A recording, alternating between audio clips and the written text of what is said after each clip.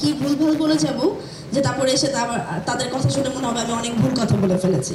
তখন আমরা ডিসকাস করছিলাম যে আসলে আমাদের আপনজন কারা কিংবা কে। আমার সুখে দুঃখে এত আমার পাশে থেকেছে সবসময় এবং এখনও থাকে।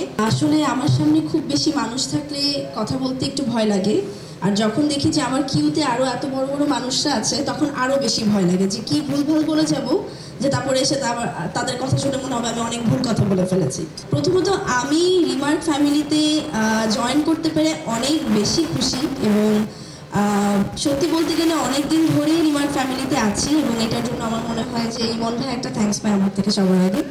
এবং এটার পাশাপাশি আজকে এতগুলো বড় বড় মানুষের সাথে একই পাশে বসে একই মঞ্চে বসে কথা বলা এখানে, এটাও আমার জন্য অনেক বড় পাওয়া। আমি যদি খুব সহজ ভাষায় বলি যে রিমার্ক আপনজন এই কথাটা আসলে আমার কাছে কি, আসলে ব্যাক স্টেজে যখন আমরা গল্প করছিলাম, আমি মিমাপু পূজা আমরা যখন গল্প করছিলাম তখন আমরা ডিসকাস করছিলাম যে আসলে আমাদের আপনজন কারা কিংবা কে। নগদের কাছে সব গ্রাহকই প্রিয়, তাই তো সারা দেশে ক্যাশ আউট চার্জ সবচেয়ে কম। আমি আসলে দেখি ইন্ডাস্ট্রির প্রত্যেকটা মানুষই আমার আপনজন, প্রত্যেকটা মানুষই আসলে আমার সুখে দুঃখে এত আমার পাশে থেকেছে সবসময় এবং এখনও থাকে।